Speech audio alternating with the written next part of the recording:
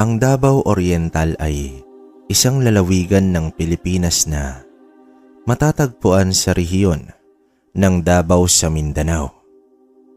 Mati ang kapital nito at napapaligiran ng Davao de Oro sa kanluran at Agusan del Sur sa hilaga. Ang kwentong ito ay nangyari sa taong 1966, lugar ng Tarragona, Davao Oriental. Sa panahong ito ay nasa edad 14 anyos itong si Randy. Sa murang edad ay nagtataglay na ito ng mutya na labis na kinatatakutan ng mga aswang. Balikan muna natin kung papaano nakuha ni Randy ang mutya ng perlas ng kadiliman. Nakatira ang pamilya ni Randy malapit sa dagat. Pangalawa siya sa 3 magkakapatid. Ang ikinabubuhay ng pamilya ay ang pangingisda. Sa murang edad na 6 ay sumama na si Randy sa kanyang ama sa laot upang mangisda. Kahit siya ay pangalawa, nagmistulang panganay dahil sa may karamdaman ang kuya nito na kung tawagin ay polio. Bata pa lamang si Randy ay nakitaan na ito ng interes sa karagatan, lalong-lalo na sa pangingisda. Hindi rin ito natatakot sumubok kahit pa sa mga delikadong bagay. Sa katunayan, napaka-agresibo ni Randy. Kung hindi namamalaot ay nakikipaglaro sa mga kapwa bata at mahilig itong umakyat sa mga puno. Kahit pa makailang beses na rin itong nalaglag, ay hindi pa rin ito nagtatanda.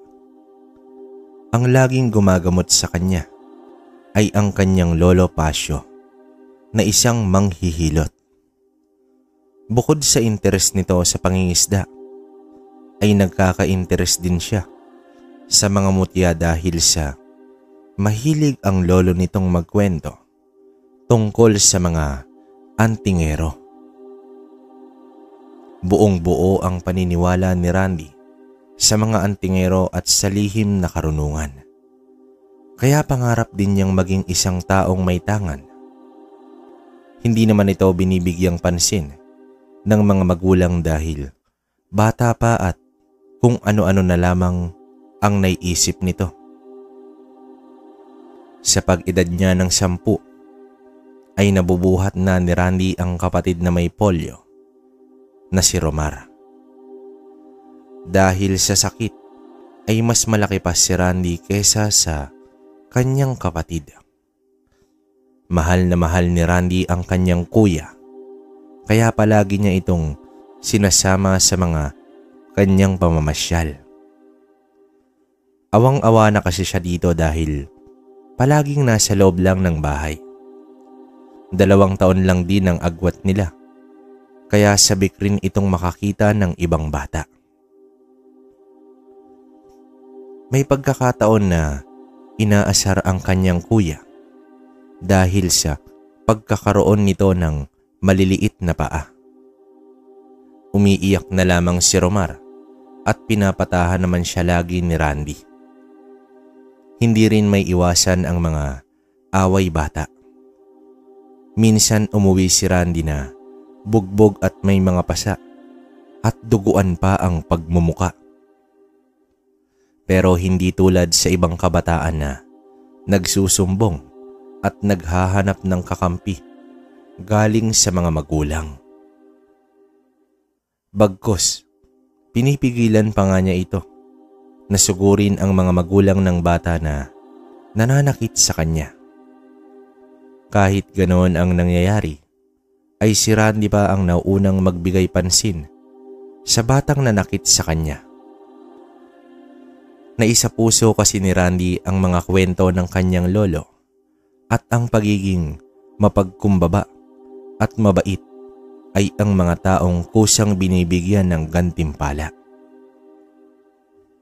Salat man sa buhay ay hindi iyon naging hadlang kay Randy upang matutong magbasa at sumulat. Nagpapaturo kasi ito sa kanyang ina.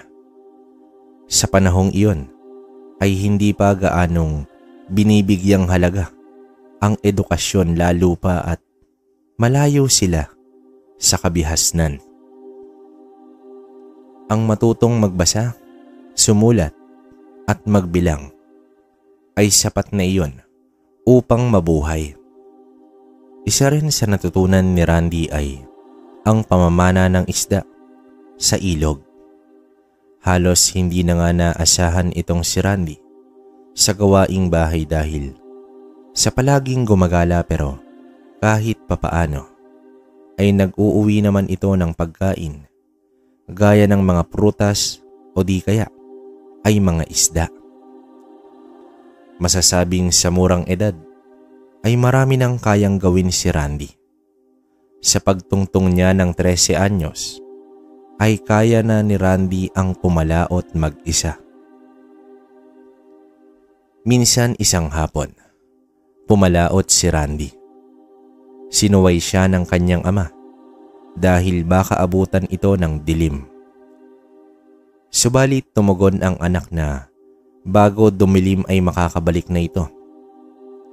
Habang hinihintay niyang magkalaman ang lambat, ay humiga muna sa bangka ang bata. Sa ilang minutong nakalipas ay nakakaramdam ng mahinang pag-uga itong si Randy. Noong una ay binabaliwala lamang niya ito sa pag-aakalang gawa lang ito ng alon. Hanggang sa naramdaman na lamang nito ang dahang-dahang pag-ikot ng kanyang bangka na tila nahihigop sa isang ipo-ipo.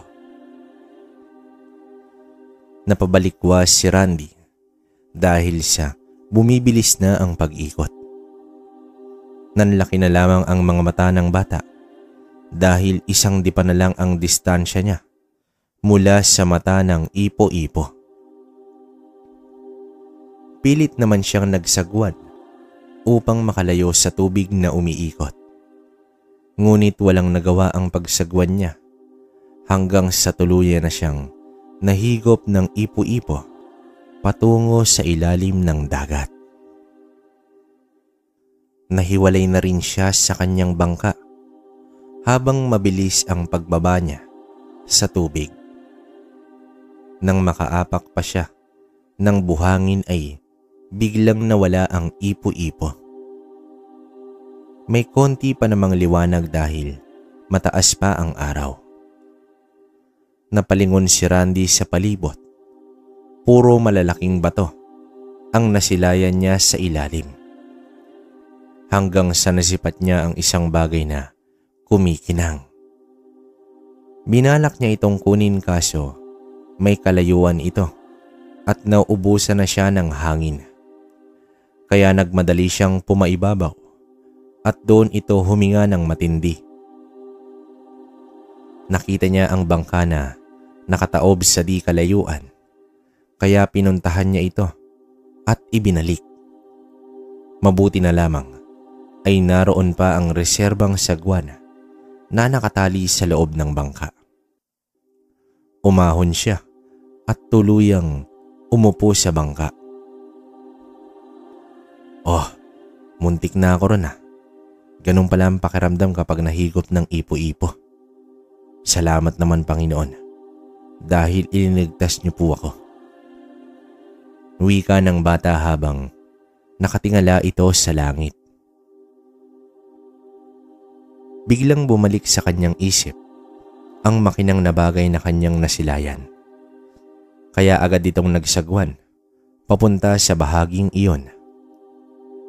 Pinagmasdan niya muna ang daloy ng tubig. Malinaw naman ito at walang halong alon.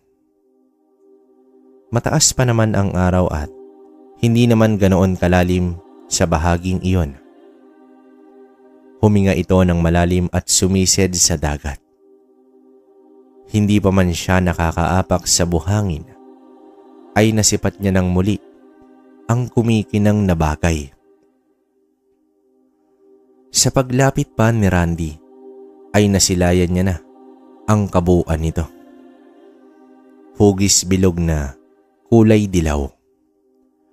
Nang kanyang mahawakan ay makintab ito at hindi na umiilaw sa kinang.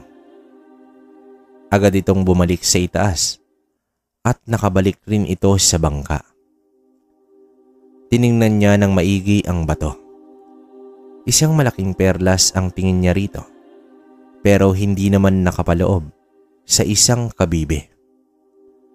Sa ilang minutong pagtitig niya sa bato, sumagi sa malikot na isip ni Randy na baka isa itong mutya.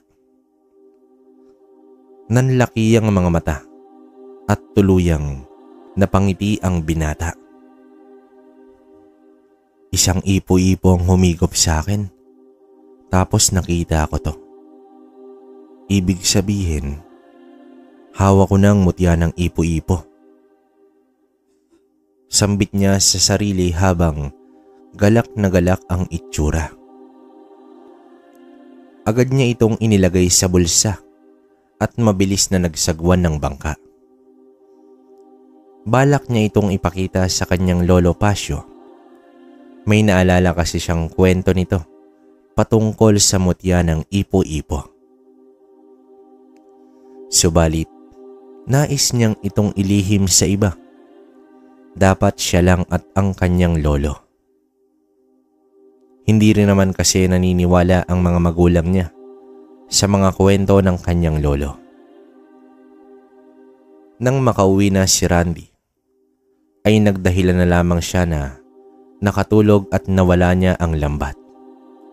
Dahil gumagabi na rin, kaya ipinagpabukas na lamang ni Randy ang pagpunta sa kanyang lolo. Baka kung magpupumilit pa siya, ay magagalit na ng tuluyan ang kanyang ama. Binalot niya ng tela ang bato at inilagay sa ilalim ng kanyang mga damit sa loob ng aparador. Habang mahimbing na natutulog ang buong pamilya, ay nagising ang ama dahil sa kakaibang mga huni at tunog sa paligid. May parang huni ng ibon na ngayon lamang niya narinig. May atungal ng baboy. May mga nagtatakbuhan at kung ano-ano pang kaluskos.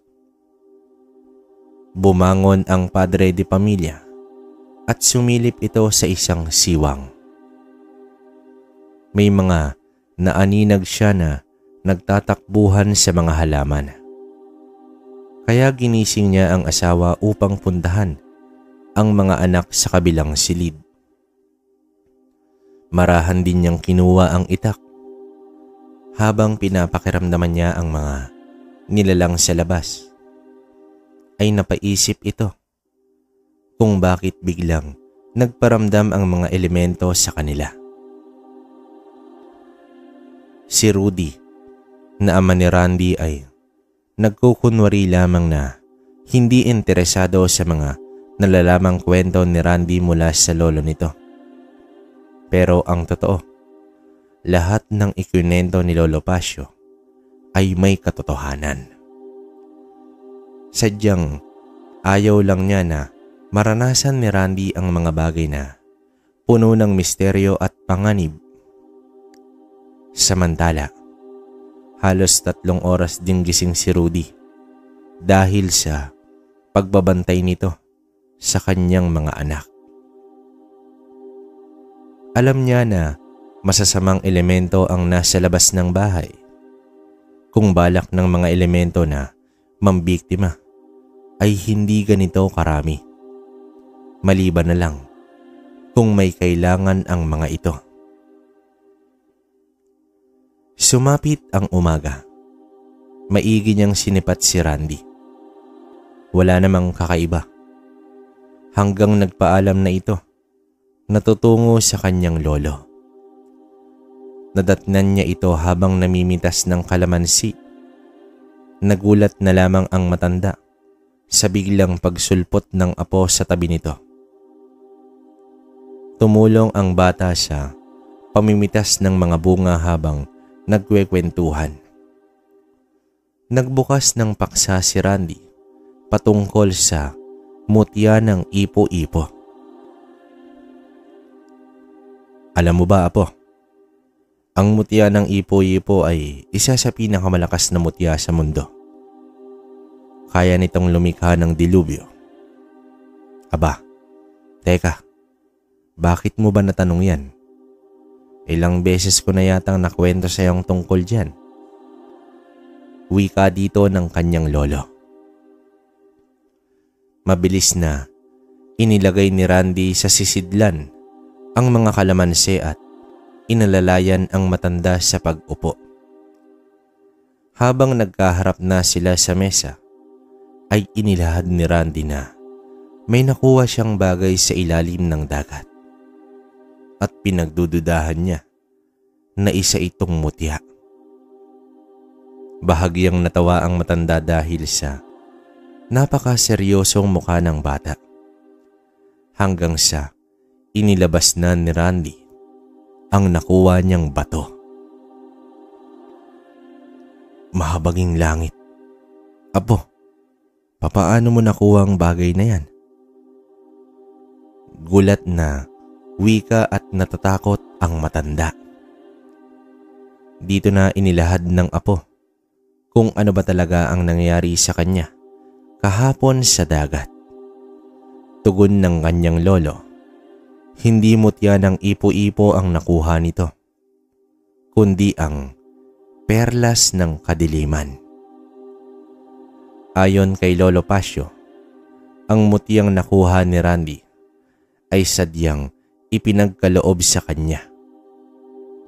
Hindi ito nakukuha maliban na lamang kapag ipinagkaloob mismo ito sa tao.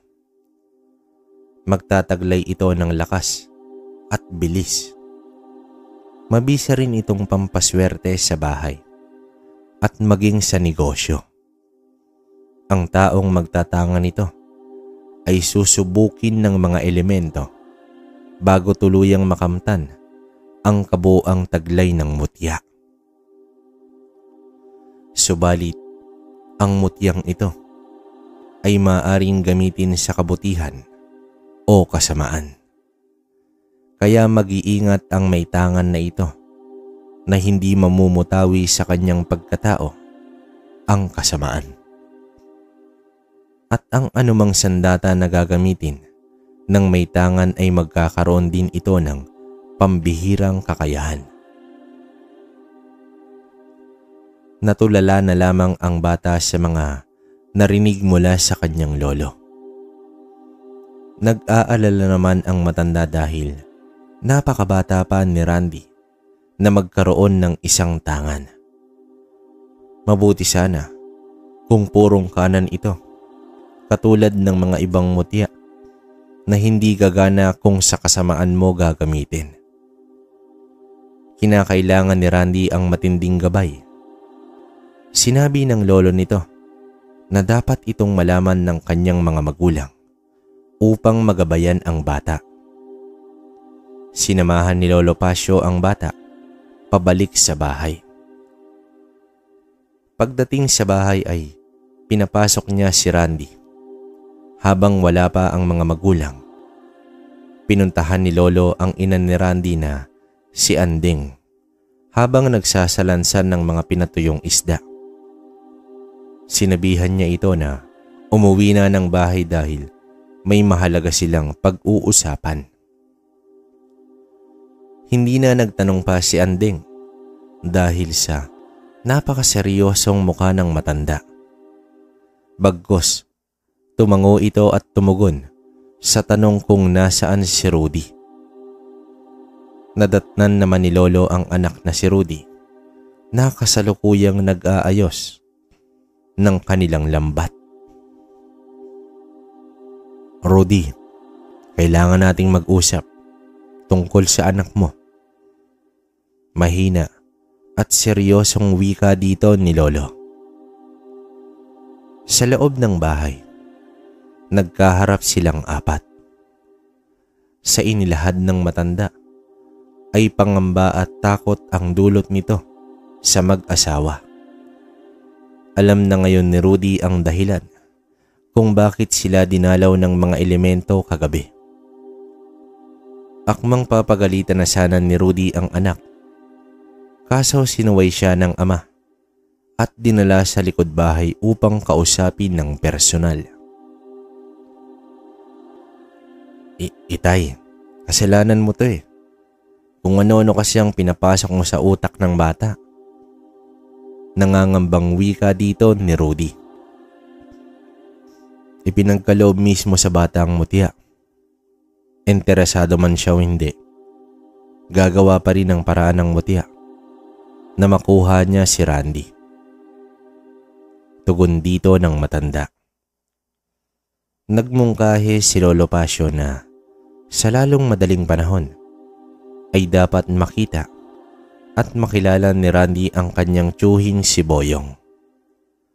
Pumalag naman si Rudy.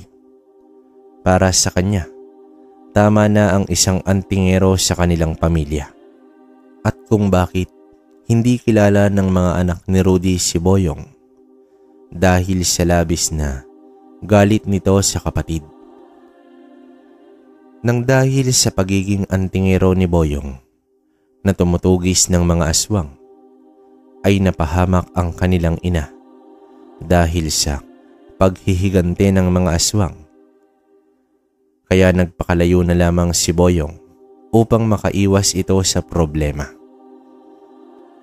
Paminsan-minsan ay dumadalaw naman si Boyong sa ama nila, kaso hindi ito kahit kailan nagpunta sa bahay ng kapatid na si Rudy dahil tiyak gulo lang ang mangyayari.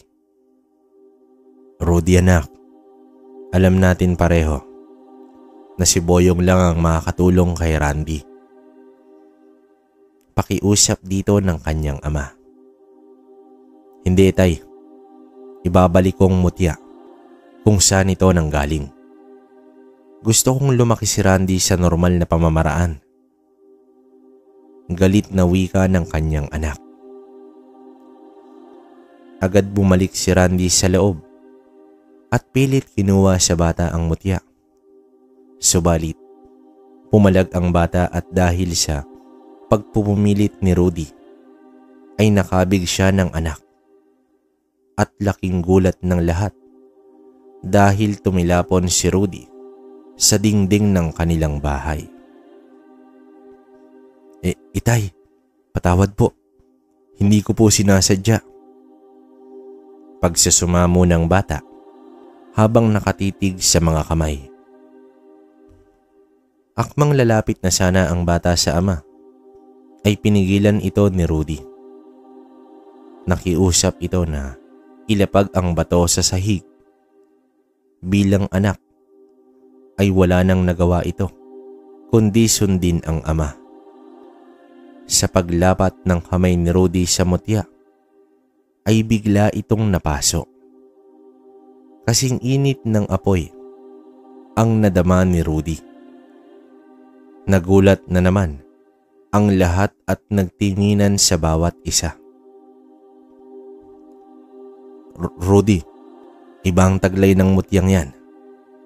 Tanging si Randy lang ang makakahawak niyan. Wika ni Lolo Pasio at sumenyas kay Randy na pulutin ang mutya. Marahang pinulot ng bata ang mutya at wala itong naramdamang init. Itinago sa kamao ang mutya at tumingin sa mga nakapaligid. Itay, hayaan niyo na po sa akin to. Pangako, hindi ko ito gagamitin sa kasamaan. Sambit dito ng bata. Hindi na umimik si Rudy. Tumayo ito at nagtungo sa beranda. Puno ng takot ang itsura nito. Natatakot siya para sa buhay ng kanyang mag-anak. Saksi kasi si Rudy kung papaano pinatay ng aswang ang kanyang ina habang wala naman siyang nagawa sa labanang ito. At ayaw na ni Rudy na maranasan ang kagimbal-gimbal na eksena. Hinawakan ni Lolo Pasio ang anak sa balikat. Ayon dito, tadhana ni Randy ang magiging isang antingero. At kahit anong pilit pa na iiwas ang bata, darating pa rin talaga ang sandali na lulukubin na ito ng mutya. Lumakad si Rudy at nagtungo sa dalampasigan. Habang pinaintindi naman ni Andeng sa anak kung bakit ganoon na lamang ang reaksyon ng kanyang ama. Si Boyong na nakakatandang kapatid ni Rudy ay isang antingero na may tangan ng mutya ng kalamansi. Namuhay ito sa kabilang bayan. Sa katunayan, lingid sa kaalaman ni Rudy, binabantayan ni Boyong ang pamilya nito. Isa rin itong manunugis ng aswang at matagal na panahon niya nang hinahanap si Romero. Si Romero ang aswang na pumaslang sa kanyang ina. Samantala, umuwi muna si Lolo Pasio habang hindi pa nakapagdesisyon itong si Rudy. Pero binalaan niya ang anak. Sa pagsapit ng gabi ay babalik na naman ang mga elemento. Bago gumabi ay naghasa na ng itak itong si Rudy. Lumapit sa kanya ang anak na si Randy. Kita mo na ang ginawa mo? Kagabi, may mga masasamang elementong umaaligid sa bahay natin. Wika dito ng kanyang ama. Yumuko na lamang ang bata at nagtungo ito sa silid. Randy, kahit anong mangyari, wag na wag kang matatakot. Sambit ng ama bago tuluyang pumasok ng silid itong si Randy. Habang nasa silid, nakaupo si Randy sa higaan at pinagmasdan ang dalawang kapatid na nakahiga sa nakalatag na banig sa kanilang sahig. Papaano kung mapapahamak ang mga kapatid nang dahil sa kanya? Ibabalik na lang kaya niya sa dagat ang bato? Mga katanungan na gumugulo sa isipan ng bata. Sa kanyang pagkakahimbing ay nagising siya dahil sa tunog ng mabagal na kalmot sa dingding na nasa kanyang likuran. Nagsimula na namang magparamdam ang mga elemento. Randy, lumayo ka dyan. Sigaw ng ama, sabay karga sa kuya at bunso nila. Bago pa man makalayo si Randy, ay nahila na siya ng elemento. Tumilapon ang bata sa may halamanan na nasa lagayan ng mga paso. Kitang-kita ni Randy ang anyo ng nilalang. Tayong tao pero mukha ng aso. Mabalahibo ang malaking katawan at may mga matatalas na kuko. Nilapit nito ang mukha sa bata at tuluyang inamoy. Lumingon ang nilalang sa bahay at agad tumalon at pumasok ito sa loob. Magkakasama ang pamilya ni Randy sa loob. Nakaharang ang ama habang itinututok sa nilalang ang ginawa nitong itak. Isa-isang tiningnan ng nilalang ang apat na tila may hinahanap. Nang mabigo ang nilalang, ay umangil ito ng malakas. Matapos nito, ay napatingin sa kwarto ng mga bata. Winasak nito ang aparador, kung saan naroon ang mutya. Nahulog ito at gumulong sa sahig. Napatras ang nilalang nang makita ang mutya. Umangil muli ang nilalang at tumalon palabas ng bahay. Marahan itong lumapit kay Randy na nakatayo na nilabanan ng bata ang matinding takot. Alinsunod sa sinabi ng kanyang ama. Halimaw, ako ang harapin mo. Huwag ang anak ko. Sigaw ng ama na nasa bakuran na. Lumingon ang halimaw sa ama at sinugod ito. Akmang kakalmutin na sana, biglang may lalaking bumangga sa halimaw at nagpagulong-gulong ang dalawa sa lupa. Si Boyong. Nakipagbuno ang kapatid ni Rudy sa isang halimaw. Sinalo ni Boyong ang pagkalmot ng halimaw at inundayan ng saksak ang katawan at pinutol ang kamay. Nanlaki na lamang ang mga mata ni Randy sa bilis ng pagkilos ng lalaki. Napatras na ang halimaw sa labis na sakit sa naputol na kamay. Sinugod naman ito ni Boyong at walang awang pinagtataga hanggang sa tuluyan ng napabagsak niya ito. Bulagta ang halimaw habang nasa tabi nito ang matangkad na may malaking katawan na lalaki, hawak ang mahabang itak. Napatitig na lang si Randy dito. Ngumiti naman si Boyong at tumango sa bata.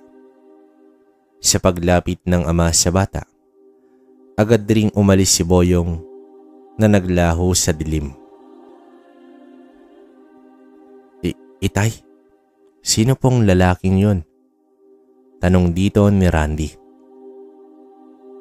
Wala anak, tayo na sa loob.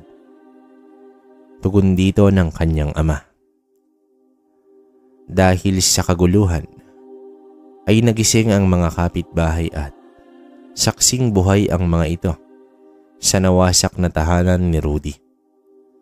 Nagtulong-tulong naman ang mga ito na kahit pansamantala ay may ayos ang bahay ng mag-anak. Kinabukasan ay nagpaalam si Randy sa kanyang ama na papalaot upang ibalik ang mutya sa dagat.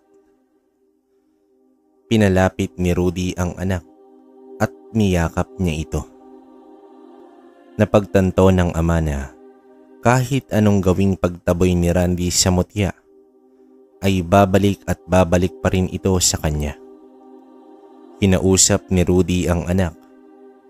Ayon dito, ang lalaking tumulong sa kanila kagabi ay ang tiyuhin ni Randy na si Boyong. Nais ni Rudy na sasailalim sa pagtuturo ni Boyong itong si Randy sa pamamagitan ng kanyang tiyuhin ay makakatulong ito kay Randy upang magamit niya ng maayos ang hawak na mutya. Panigurado, alam na rin ni Boyong ang tungkol sa mutya. Natawa naman si Randy sa sinabi ng kanyang ama at tamang-tama naman ang pagdating ni Lolo Pasio. Nako, anong nangyari dito kagabi, Rudy? Sinasabi ko na nga ba? Ano, maayos ba kayong lahat? Nag-aalalang tanong ng matanda. Nawala naman ang pag-aalala ng matanda sa tugon ni Rudy na walang nasaktan sa kanila maliban sa nawasak na bahay. Inilahad din ni Rudy na biglang dumating si Boyong at tinalo ang elemento na umatake sa kanila. Kinausap rin niya ang ama na ihahatid nila si Randy sa kapatid nitong antingero.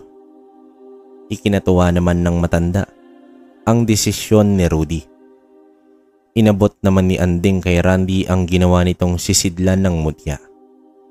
Isang tela na kulay pula na may matibay na lubid upang maikwintas nito ang mutya. Bago magtanghali ay nagtungo na sila sa kabilang bayan. Nasa maygit kalahating oras lang ang tinakbo ng kabayo papunta sa lugar nila Boyong.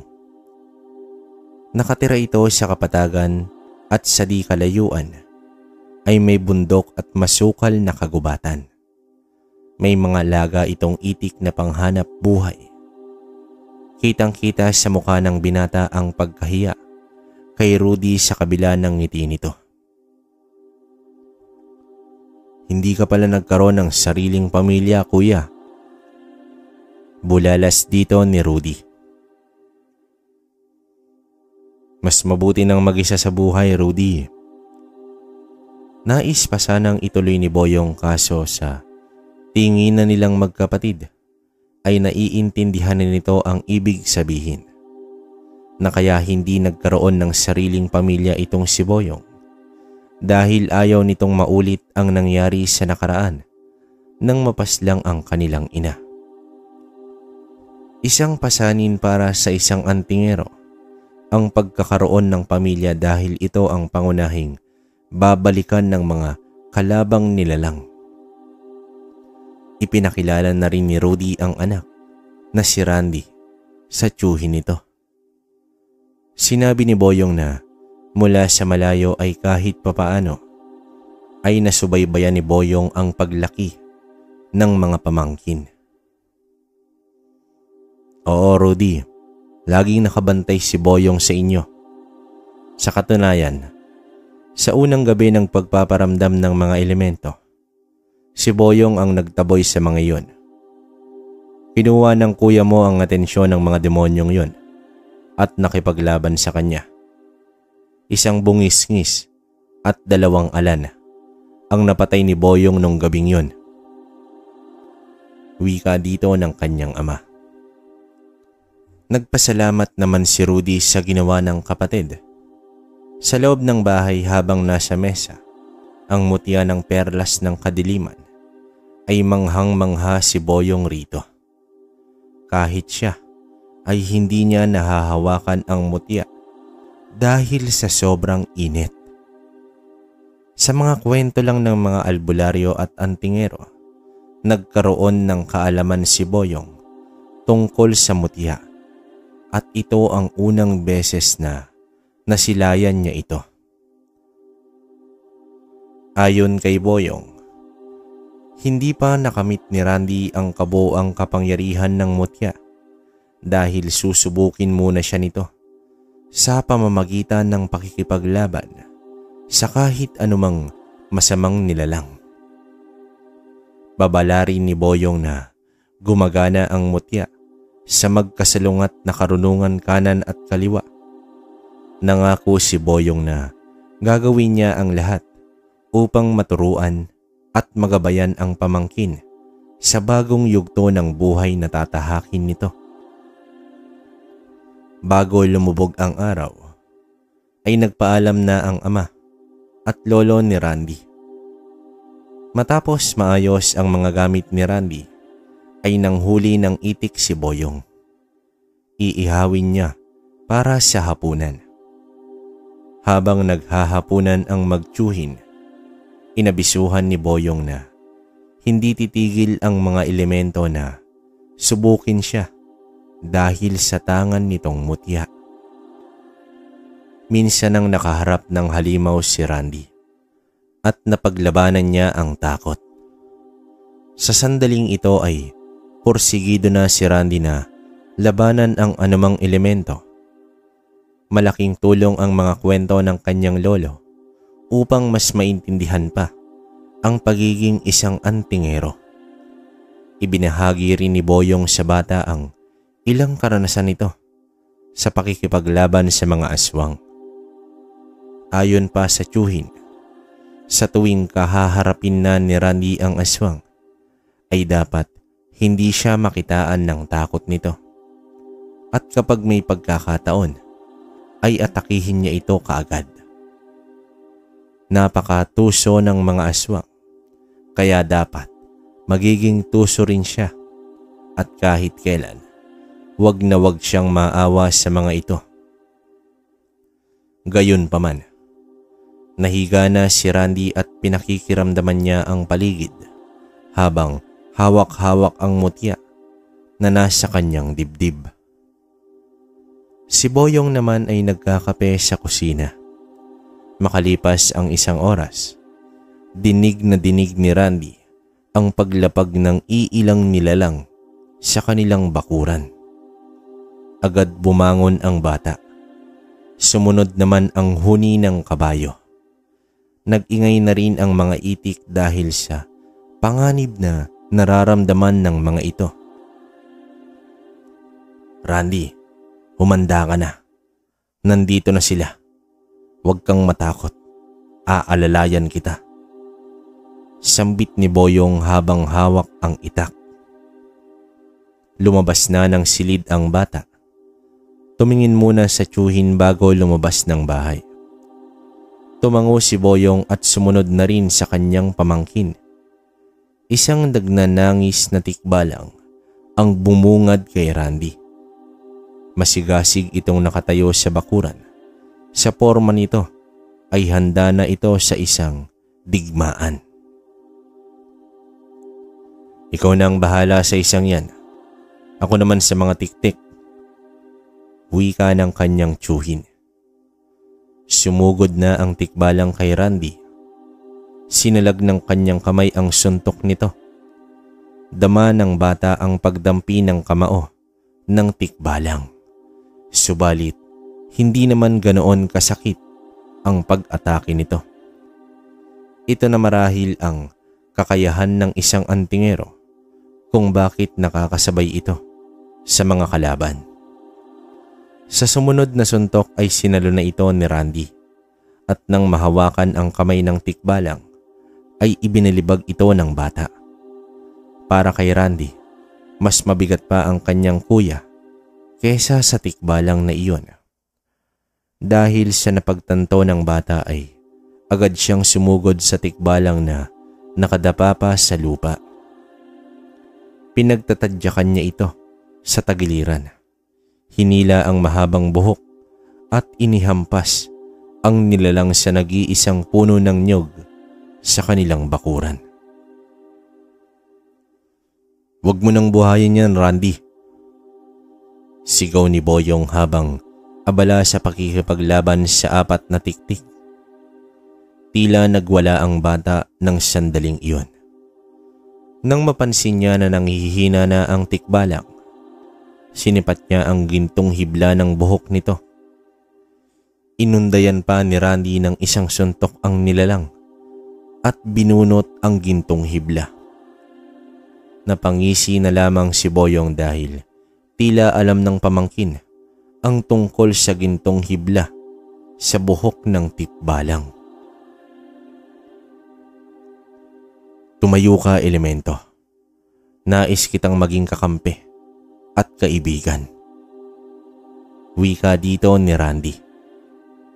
Pilit tumayo ang tikbalang at yumuko ito sa harapan ni Randy.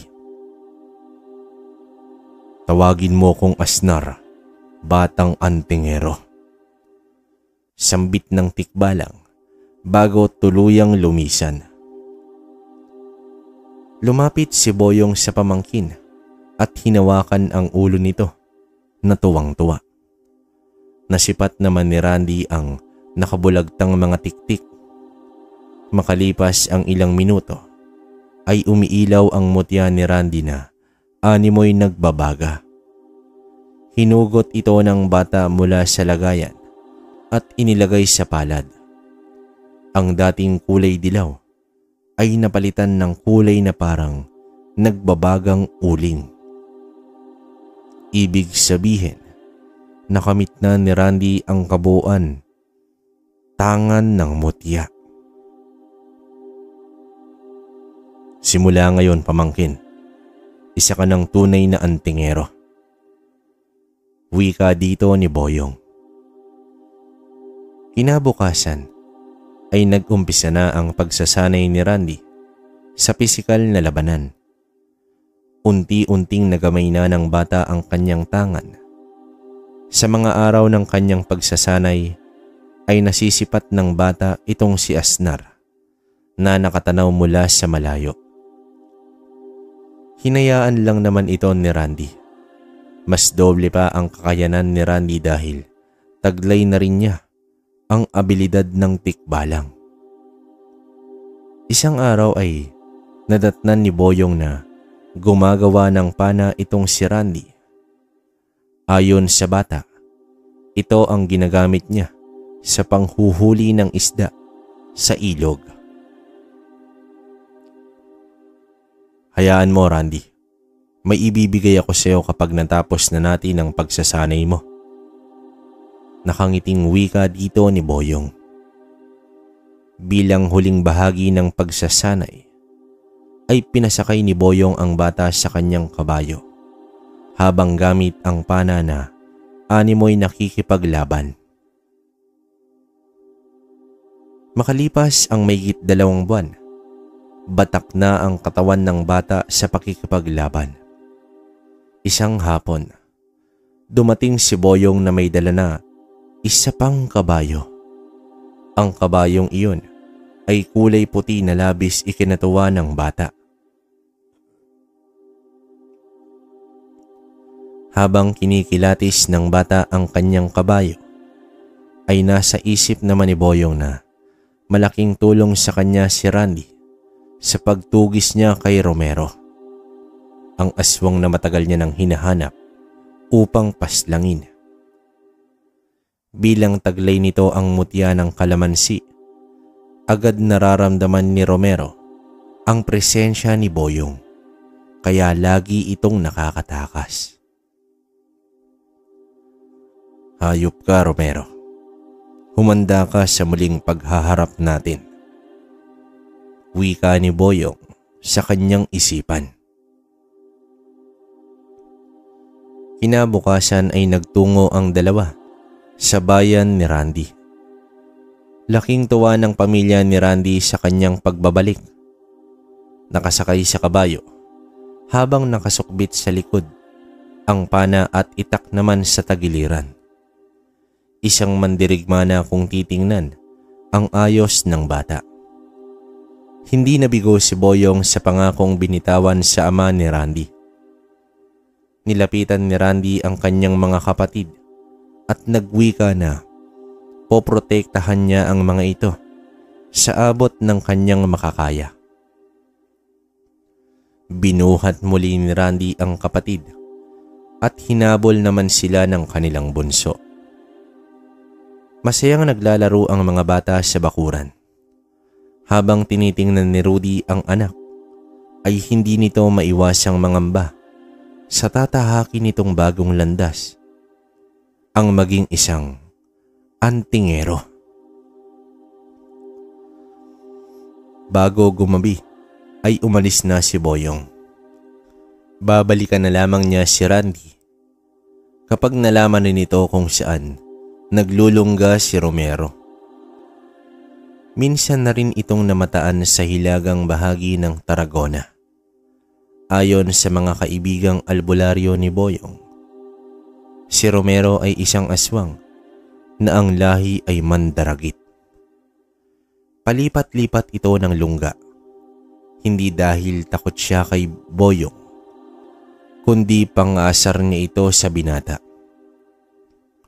Tuwang-tuwa si Romero na napaglalaroan niya ang antingero.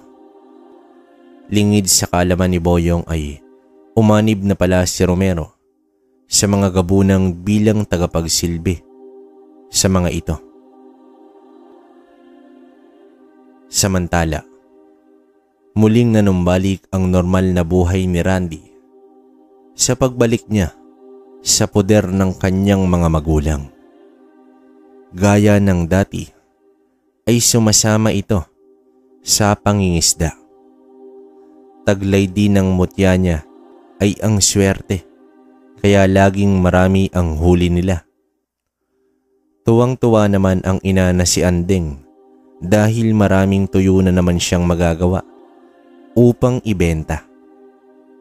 Subalit, tanging hiling ni Randy ay gumaling ang kanyang kapatid sa sakit nito. Habang nakahiga si Randy isang gabi, may narinig siyang huni ng kabayo. Alam niya na hindi niya iyon alaga. Marahang bumangon si Randy at lumabas ito ng bahay. Nasipat niya si Asnar na nakatayo sa gilid ng puno at nagkukubli sa dilim. Nilapitan ito ni Randy at tinanong kung ano ang kailangan nito. "Ihanda mo ang sarili mo, batang antingero.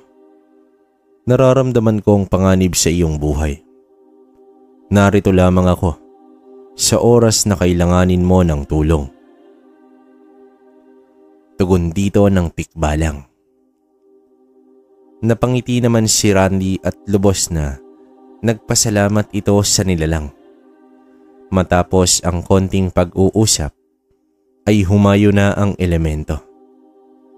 Makalipas ang ilang linggo ay narinig ni Randy ang takbo ng kabayo. Muling nagpakita si Boyong na may seryosong pagmumuka. Agad nagpaalam ang bata sa kanyang mga magulang at mga kapatid. Inaasahan na rin kasi nila na anumang araw ay kakailanganin ni Boyong ang pamangkin. Agad nang sumunod si Randy sa kanyang tiyuhin at nagtungo sa bahay nito. Inilahad ni Boyong sa bata ang plano nito. May aswang silang susugurin at walang iba kundi si Romero. Binanggit na rin niya kung bakit niya ito pakay. Isang paghihigante ang gagawin ng binata at umaasa siya na ang pagkakataong ito ay ang tuluyan niya ng magapi ang aswang. Dahil sa nais ng tiyuhin ay gumawa pa ng maraming palaso itong si Randy. Ito ang kanyang unang beses na sasabak sa laban kontra aswang. Makalipas ang ilang araw ay nagtungo na ang magtiyuhin sa lugar kung saan naglulungga itong si Romero. Sa isang maliit na nayon na napapaligiran ng bundok ang kinaroroonan ng aswang. Hindi makapaniwala si Boyong na may nabuo na palang komunidad ng mga aswang itong si Romero. Nagmasid muna ang dalawa. Nakadapa ang mga ito habang sinisipat ang nayon. Klaro pa sa kanilang paningin dahil papalubog pa ang araw. Sa pagpapatuloy ng pagsipat nila sa lugar ay abala ang mga naroon sa pagsampay sa hindi matukoy kung anong karni iyon. May mga hinihila rin ng iba na mga iilang tao na punong-puno ng sugat at duguan. Dito na kumpirma ni Boyong na ang mga taong naroon sa nayon ay mga aswang. Bago man sa paningin ni Randy, subalit matagal na itong tumatak sa kanyang isipan base sa mga kwento ng kanyang lolo Pasio. Randy, ayos ka lang ba? Pag-aalalang tanong ng kanyang tiyuhin. Ayos lang ako, tiyo. Huwag kang mag-alala. Handa na ako. Tugon dito ng bata. Sinabi na rin ni Boyong ang magiging plano nila sa pag-atake. Kailangan lang niyang masiguro kung nasaan ba talaga si Romero. Ilang oras pa ang lumipas. Habang nagpapakain ng damo itong si Randy sa dalawang kabayo, ay tinawag na siya ng kanyang tiyuhin. Itinuro niya ang isang lalaki na nagpapaningas ng apoy sa gitna ng nayon. Walang iba kundi si Romero. Subalit, nagtataka ang binata dahil animoy utusan ang aswang sa nayon. Makalipas pa ang ilang minuto, ay lumabas ang isang gabunan na ikinagulat ni Boyong. Mas nagulat pa siya dahil may 3 pang gabunan na lumabas at nagtungo sa mga taong nakatali sa gitna ng lugar. Hindi ito maaari, sambit ni Boyong. Nagtaka naman ang bata at nagtanong kung bakit. Tugon dito ni Boyong, may mga gabunan sa lugar at hinala niya, hindi lang 4 ang mga iyon. Malamang pugad ng gabunan ang nayon at isa lamang sa mga alagad ng mga ito si Romero. Dahil sa pangamba na mapahamak ang bata, ay nagpasya si Boyong na umalis at gagawa ng ibang plano. Subalit, pumalag na itong si Randy. Tiyo, walang pinagkaiba kung ngayon o bukas tayo aatake. Nandito na tayo. Alam ko ang kakayahan ng gabunan. Porsigidong wika dito ni Randy. Dahil sa determinasyong ipinakita ni Randy, ay nagkalakas loob itong si Boyong. At dito na nilapag ng tiyuhin ang plano. Habang sarap na nilantakan ng 4 na gabunan, ang mga biktimang nakatali ay biglang tumarak sa ulo ng isa, ang palaso na gawa sa bagakay. Ang isa sa taglay ng mutya ay napag-iisa nito ang kakayahan ng may tangan at sa gamit nitong sandata. Kaya tumalab ang palaso sa kabal ng gabunan.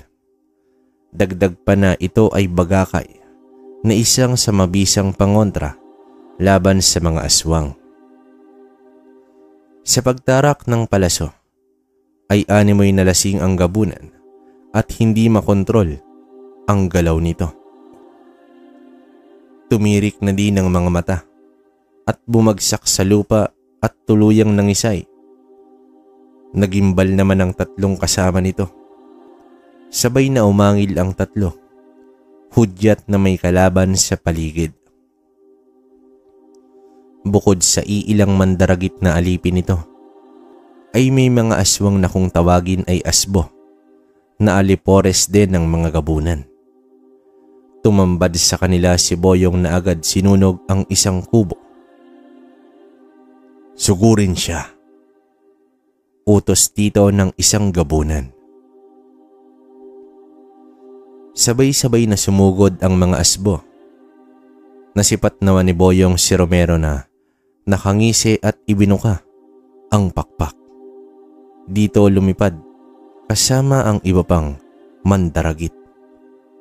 Hinarap mag-isa ni Boyong ang mga asbo.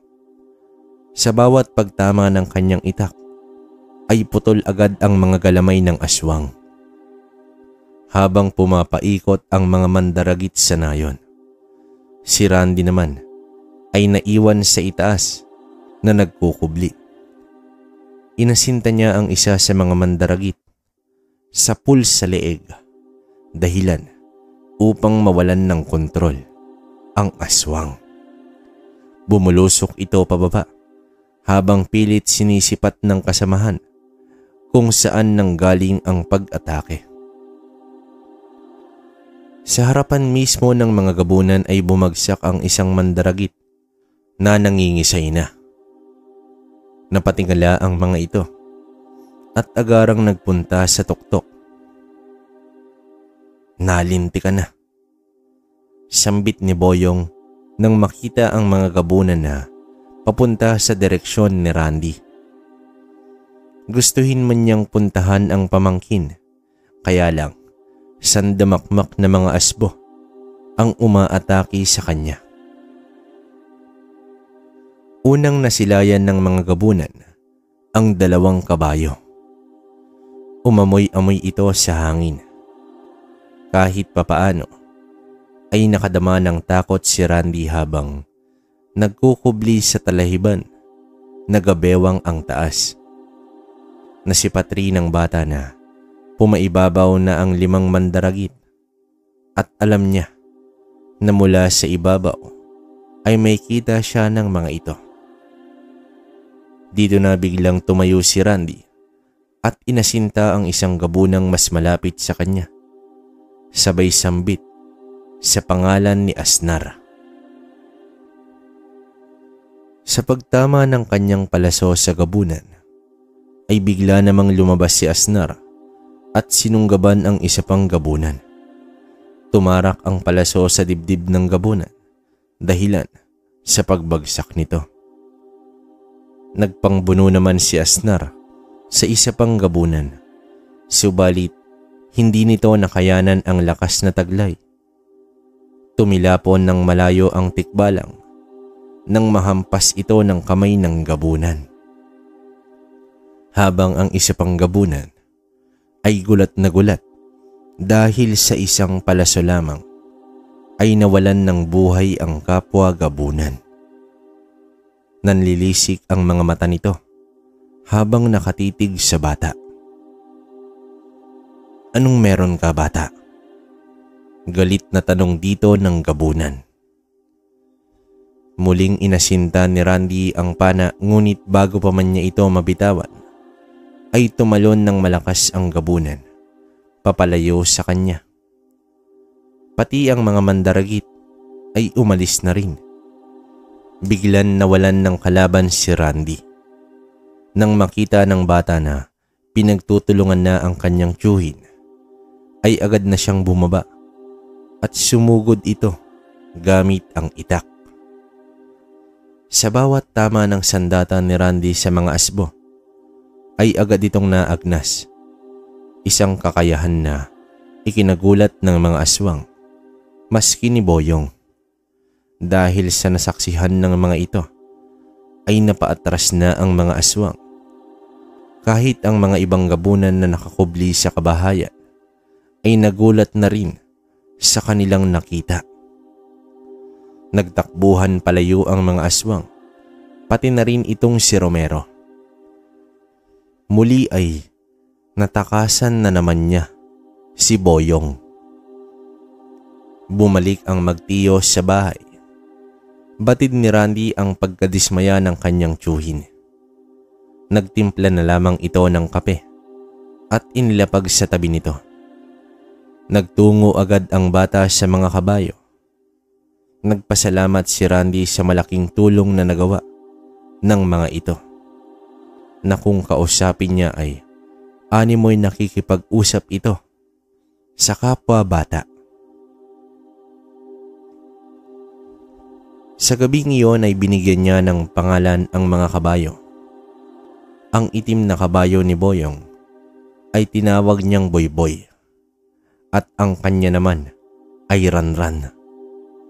Dahil dito ay napangiti na lamang si Boyong. Hindi pa rin may kakaila talaga na isang bata pa rin ang mabagsik na antingerong inaatrasan ng mga gabunan. Maya-maya pa ay nasipat ni Randy itong si Asnar. Agad niya itong kinamusta. Maayos naman ang tikbalang at nangako itong hahanapin niya ang grupo ng mga gabunan sa tulong ng kanyang mga kalahi. Samantala, sa gabi ding iyon ay nagtungo si Romero sa bahay nila Randy. Mahimbing nang natutulog ang mag-anak. Nais ni Romero na makaganti sa ginawang pagsalakay ni Boyong. At sa pagkakataong ito ay kukuha ng buhay ang aswang na mandaragit. Batid ng aswang ang mga pangontra sa bahay na labis niyang kinaiinisan. Ang kailangan lang niya ay may aapak sa lupa upang madagit ito. Tahimik na gumapang ang aswang patungo sa kabilang bahay. At doon, nambulabog ang aswang. Pinagsisindak niya ang mga tao sa ilang kabahayan. Nagkagulo ang baryo at nagsilabasan ang mga kalalakihan na may dalang sulo. At umayon nga ang plano ng aswang dahil isa si Rudy sa mga lumabas. Natanaw rin ng aswang ang pamilya ni Rudy na nasa beranda na ng bahay. Masama man sa kanyang pakiramdam ang mga pangontra.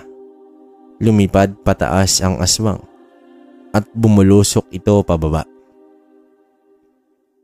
Winasak nito ang beranda ng bahay at sa kasamaang palad ay tumilapon si Romara. Dahil hindi makapaglakad ay nakadapa lang ito sa lupa na umiiyak. Kukunin na sana ni Anding ang anak, ngunit biglang dumapo ang aswang at napaatras ang babae sa takot. Sabihin mo kay Boyong, ganti ko to sa pagwasak niya sa tahanan ko. Sambit dito ni Romero. Agad niyang dinampot si Romar at isinama sa paglipad. Nagsisisigaw si Anding ng madatnan ng mga kalalakihan. Niyakap agad ni Rudy ang asawa at tinanong kung ano ang nangyari. Dahil sa pagkabigla ay hindi agad nakapagsalita ang asawa na panay lamang ang pag-iyak. Makalipas ang ilang saglit ay may bumagsak sa kanilang bakuran. Pagwari nila ay si Romar na lasog-lasog na ang katawan. Sumigaw dito si Anding ng isang matinding sigaw. Hindi naman makapaniwala si Rudy sa kanyang nakita. Biglang nanumbalik ang mga sandaling nasaksihan niya ang ina habang nilalaba ng aswang. Napaluhod na lamang sa lupa itong si Rudy. Walang imik at tumutulo ang mga luha. Habang si Anding ay naglulupasay na sa bugso ng damdamin. Pilit naman na kinuha ng mga kapitbahay ang inang naghihinagpis. Kararating lang din ni Lolo Pasio at iyon na lamang ang kanyang nasaksihan. Tanging pag-iyak na lamang ang nagawa ng matanda sa nakitang kalagayan ng kanyang apo. Kinabukasan ay nag-utos ang matanda na puntahan si Boyong upang ibalita ang nangyari. Samantala, umaga pa lang, habang nagluluto si Boyong ay gumagawa naman ng mga palaso itong si Randy. Nang matanaw nito ang isang lalaking nakasakay sa kabayo at nagmadaling bumaba at patakbong nagtungo sa kanila. Agad ibinalita ng lalaki ang nangyari sa kapatid ni Randy. Malakas ang hinala ni Boyong na si Romero ang may kagagawa nito, habang si Randy ay natulala sa kanyang nalaman. Ilang saglit pa ay nagmadaling kinuha ang sandata at agad sumakay kay Ranran. Sumunod na rin agad si Boyong. Dumating ang magtiyo na puno ng kalungkutan. Sa gilid ng bahay ay nakita ni Randy na gumagawa ng kabaong ang iilang kalalakihan. Mabagal na naglakad ang bata papasok ng bahay. Doon niya nadatnan ang bangkay ng kanyang pinakamamahal na kuya na nakatakip na ng kumot. Akmang papanhik na sana sa bahay si Boyong, ngunit hinarang siya ni Rudy. Kuya, ipangako mo sa akin, nabuburahin mo sa mundo ang gumawa nito sa anak ko. Nagulat naman si Boyong dahil ang akala niya ay siya na naman ang sisisihin ni Rudy sa nangyayari. Nakumpirma din ni Boyong na si Romero ang umatake dahil sa mga salitang iniwanan nito kay Anding. Sa galit ng bata ay naitarak niya ang itak sa lupa at sumigaw ito ng napakalakas. Hayop ka, Romero. Papatayin kitang demonyo ka. Paghihinagpis ng antingero. Mula sa hindi malamang direksyon ay biglang lumutang si Asnar na agad ikinatakot ng mga tao. Tinawag nito ang batang antingero. Sa pagharap ni Randy sa kaibigan ay sinabi ni Asnar na alam na nila kung saan ang bagong lungga ng mga aswang. Tumitig ang bata sa lupa at patuloy ang pagluha. Ilang segundo pa ay nagliwanag ang kanyang mutya. Mula sa bato ay lumabas ang napakalakas na hangin. Kasunod nito ay ang pagbabaga ng mga mata ng bata. Agad sumakay ang bata kay Ranran at pinatakbo ng matulin. Sumunod naman si Boyong at naglaho na rin ang tikbalang. Halos 1 oras din bago narating ang itinuturong lugar ni Asnar. Kaibigang Asnar, itago mo sina Boyboy at Ranran. Habilin dito ng bata. Nagtataka naman si Asnar kung sino sina Boyboy at Ranran. Dahil wala naman siyang ibang nakita, ay ikinubli na lamang niya ang 2 kabayo. Abala ang mga aswang na nasa anyong tao na gumagawa ng panibagong tirahan. Mabilis naglakad si Randy patungo sa mga ito habang pinagpapana niya ang mga nilalang. Lahat ng natamaan ay naaagnas, nagsitakbuhan at nagkagulo ang lahat. Habang umaatake rin sina Boyong at Asnar sa kabilang bahagi. Nagulangtang naman ang mga gabunan. Hindi ito maganda para sa kanila dahil tirik na tirik pa ang araw. Nang maubos na ang palaso, ay pinagtataga naman ni Randy ang bawat aswang na naabutan niya. Pilit nitong hinahanap si Romero. Akmang papalipad na ang mandaragit, ay biglang lumitaw si Asnar at hinila ang paa nito at ibinalibag sa isang kubo. Dinaanan na lamang ni Randy ang mga gabunan at agad dinampot itong si Romero.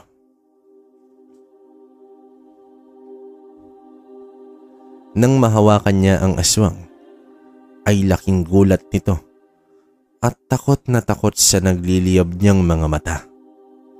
Inundayan ni Randy ng suntok ang aswang habang sumisigaw ito ng saklolo.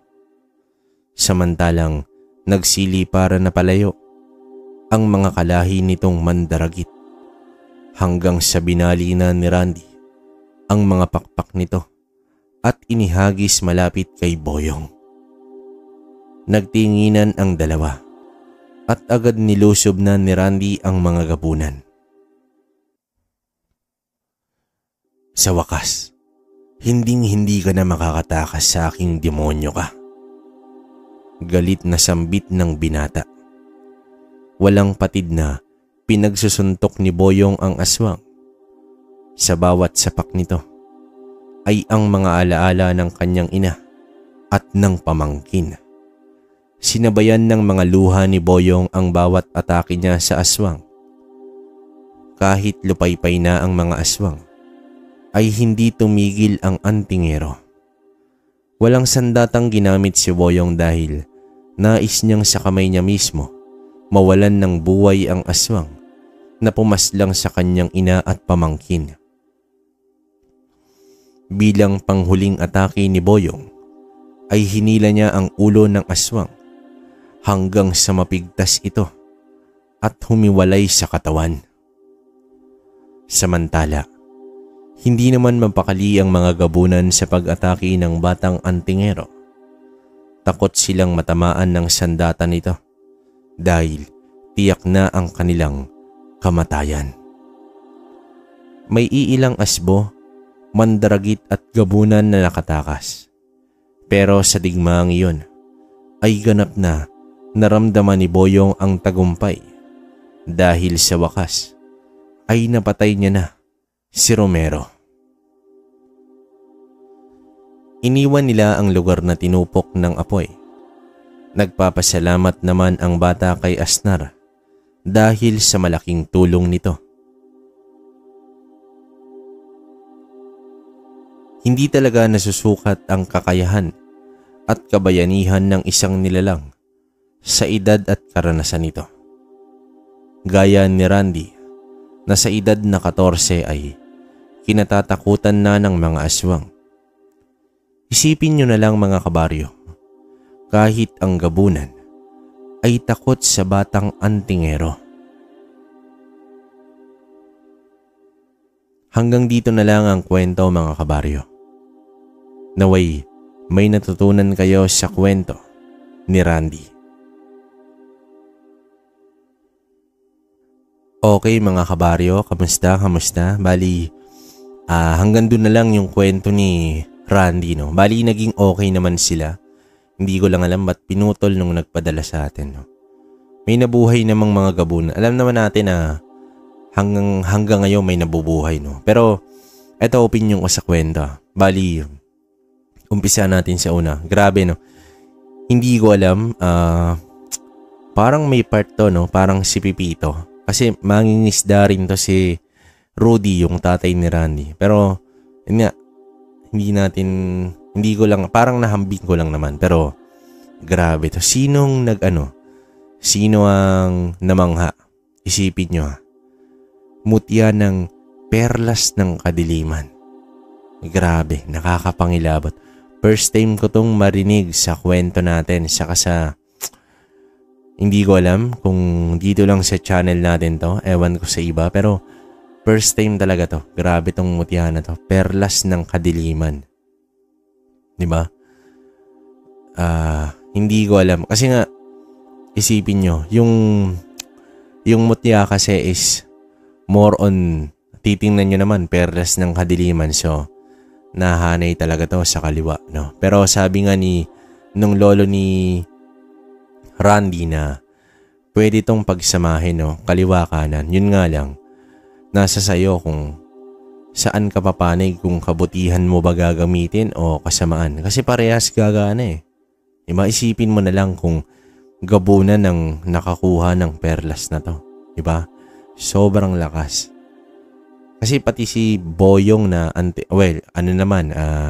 mutya ng kalamansi yung kay Boyong. Kaya lang, sa sinabi rito sa kwento, masasabi kong mas nangingibabaw yung perlas ng kadiliman kaysa sa mutya ng kalamansi. Kung ako lang naman tatanungin pero hindi ko naman totally alam, no? Base lang dito sa kwento. Kasi grabe, ang lakas, no? Saka yun nga, sana parang yun lang, may part na malungkot kasi namatay yung utol niya, si Romar. Kasi yung utol ni Randy is may polio, no? Nabanggit naman natin sa unang part ng kwento. May polio. So, yung polio, alam naman ng karamihan na hindi naman totally pilay, no? Talagang maliit yung paa. Ay, syempre, imbalance yung kalalabasan. May hirapan talaga maglakad, no? Hindi ko rin alam kung paano yung treatment sa ganito. Sana lang, inalam ni Randy kung kaya bang mapagaling ng mutya ng perlas ng kadiliman yung sakit ni Romar, no? Yun sana. Pero hindi natin, kasi wala rin eh. Namatay rin tong si Romar. So, grabe rin yung sakit na naramdaman nila. Di ba? Biruin yun. Ang punot dulo pala nito is si Romero talaga na mandaragit lang, ha.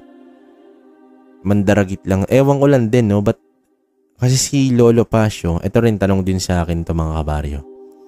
Si Lolo Pasio kasi albularyo, no? So, feeling ko may alam din to. Ewan ko lang bakit hindi niya nahuli tong si Romero, no? Kasi nga asawa ni Lolo Pasio yung namatay, no? Baka malito kayo. Si Randy yung anak ni Rudy at ni Andeng. Si Romar yung utol niya, yung may sakit. Tapos si Boyong yung kapatid ni Rudy.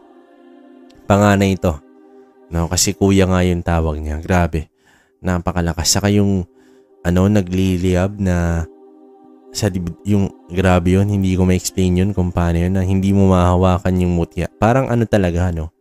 Kumbaga, nakakonsagra sa'yo mismo yung mutya. Isipin mo yun. Kumbaga, ikaw lang yung may kakayahan na umawak nun. Dun pa lang, talagang para sa'yo talaga, no? Medyo, yun, malungkot lang. May namatay na naman na karakter na sa bida natin. Pero, masaya ako kasi, nagamit ni Randy sa tama, no? Kasi nga hindi niya naman ginamit sa masama. So, ang ginawa niya lang parang tugisin tong si Romero. sumabay na lang tong gabunan, no? Hindi lang natin alam kung anong klase tong gabunan kasi may mga ganun di ba? So, yun, nabanggit naman mandaragit, tapos alan, saka mga asbo. May tik-tik din, no? So, hindi pala siya manananggal. So, ang term pala nito is mandaragit, no? Sa mga nakakalam. Grabe, ang dami nating matututunan sa kwentong to, no? Yun nga, sinasabi rito na wag tayong bumase sa edad ng tao o kakayahan, no? O yung karanasan. Kasi nga, isipin nyo naman, 14 anyos kinakatakutan ng mga gabunan. Diba? Saka yung palaso na gawa sa bagakay. Tapos ang galing lang nung mutya ng perlas ng kadiliman. Parang sumasanib siya rito sa sandata na gamit ng may tangan. Grabe yun. Doon pa lang napamanghana ako. So, wala na. Ano pa ba? Meron pa bang dapat explain? So, siguro, ang kailangan dito yung komento nyo na talaga sa buong kwento natin. So,